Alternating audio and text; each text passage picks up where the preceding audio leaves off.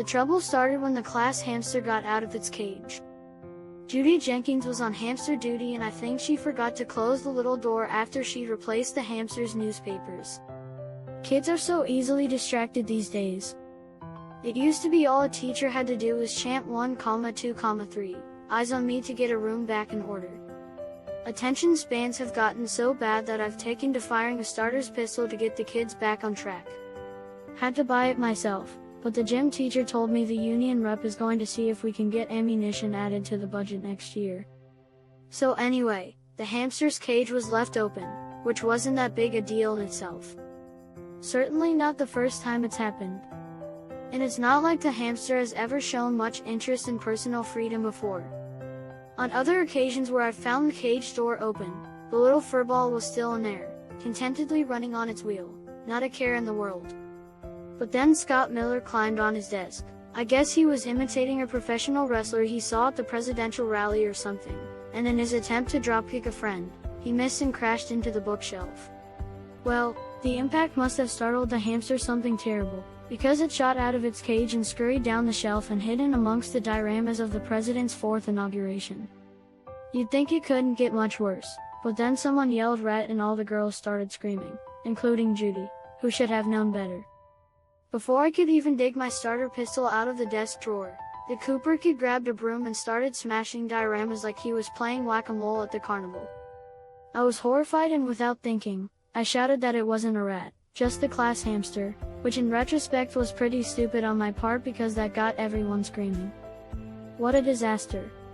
I mean, honestly, first bell hadn't even rung yet and my classroom was a shambles. The bookshelf was destroyed, Miller was displaying more than a few concussion symptoms, and most of the class was in tears either because they thought the class hamster had been pulverized or they were furious they wouldn't be able to enter their dioramas in Wednesday's patriotism contest.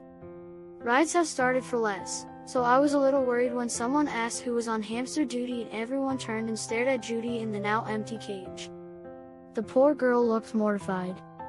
I do think it was just an honest mistake. I certainly didn't think she was trying to make a political statement or anything, but I guess some of the children thought otherwise because suddenly Billy Finn started shouting about political prisoners and due process, and out he comes with this flag. Now I thought it was an ordinary flag, no different than the ones hanging in the classrooms, hallways, bathrooms, and the 45 flags in the gym. The only difference was Billy's flag didn't have the president's name on it. Well, you can imagine the uproar that caused. Look, nobody has more respect for the First Amendment than I do, but, as James Wilson said, without law, liberty also loses its nature and its name, and becomes licentiousness. My undying appreciation for free speech aside, Billy had crossed a dangerous line. So the patriotism officer had to come down and remove Billy and his flag. You know, teaching is hard enough with the regular interruptions, protests, counter-protests, lockdown drills, Krav Maga training, so I hardly have time to deal with something like spontaneous civil unrest. I don't even have free periods anymore because I have to use that time to make homework packets for all the children who started working at the refinery so they don't fall too far behind. Not to mention, the last thing any teacher wants to do in this political climate is give oxygen to a rabble-rouser. So you can understand why I tried to move on quickly from Billy Finn's seditious outburst and get to the lesson I had planned. But then of course someone asked why the president's name wasn't on Billy's flag. This is something we normally covered in class, but the state boards were still printing the new workbooks with the new pictures of all the old flags with the president's name on them. I wasn't about to touch that topic until we got those books, so I pretended not to hear the question. Then the Schmidt girl wondered aloud if there was a time when the president wasn't the president, and then the patriotism officer had to come take her too. That's just basic stuff. It's number 4 on the classroom rules board that sits right next to the door. That's when I took the opportunity to suggest that it would be better for everyone if we all just forgot about Billy Finn and his flag. Then I had them all stand and say the Pledge of Allegiance, you know, to reset the room. But then nobody could remember which version to sing, on account of all the recent changes to the words. I've been saying it for weeks, just put under God at the end of every line and save us the trouble. The PO returned just in time to hear the Donato boy and Jeff McCoy's son, Robbie, flub their lines, so out they went too. At this point, I noticed a few students stealing glances at the rules board. I thought it might be handy to have the kids read the rules aloud, and I put extra emphasis on rule number 7, don't ask where the patriotism officer takes unpatriotic students. When that was over, I started to write the day's lesson on the chalkboard, but the Cornwall boy, who never missed an opportunity to derail classroom progress, asked if Billy had smuggled the flag in from Portland or one of the other no-go zones. Everyone gasped. As far as my class was concerned, anything from Portland must be radioactive. So for the second time in a month, I had to drag the Geiger counter out from the art closet. I knew it was a waste of time, but it had to be done. Even first-year teachers will tell you, there's no way you can get kids to focus if they think they are being exposed to radiation. By the time I packed the Geiger counter away, I had lost so much time that I'd be lucky to get to the first vocabulary handout.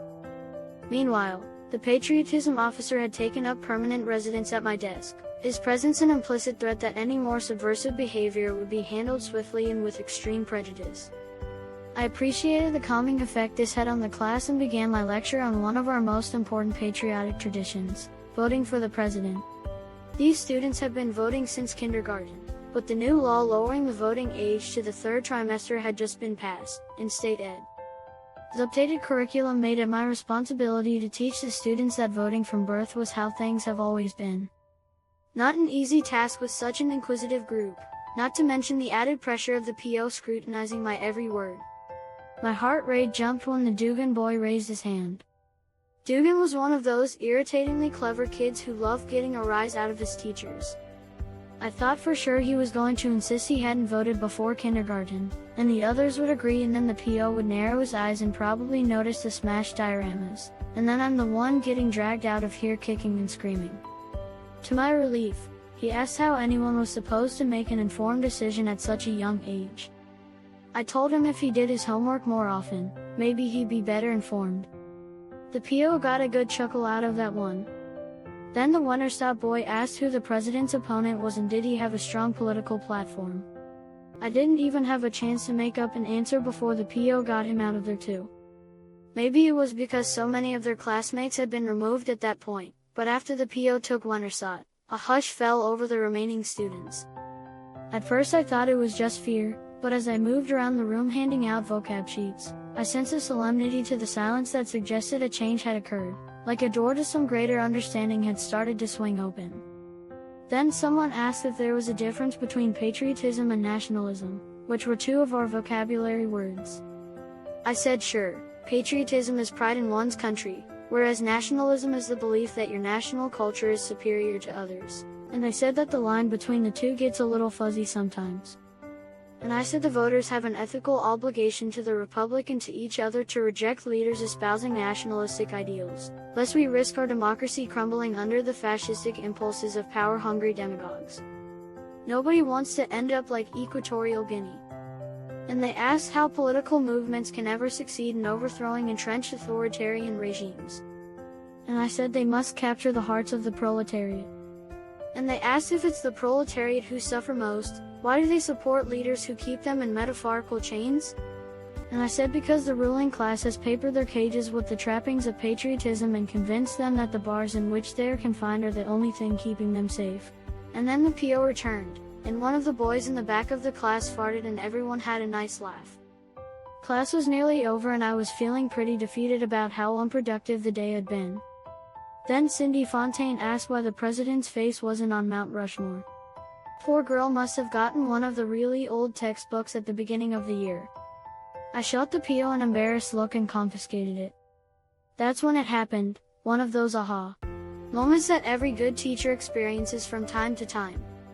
Let's have a field trip, I announced. I led the students out to the parking lot, where we set fire to Cindy's book, just like the faculty do at the monthly parent-teacher conferences when the parents tell us which books are too offensive to have in schools. The kids were thrilled about getting to do something so grown-up and patriotic, and even the PO must have been impressed because he was nice enough to discreetly remove Cindy before we re-entered the building, so the children could enjoy the experience without distraction. I was feeling positively buoyant when we returned to the classroom, so swept up in the energy of the children chattering excitedly about the book burning that I almost didn't notice that the hamster was back in its cage. I announced the good news, but none of the children seemed to care.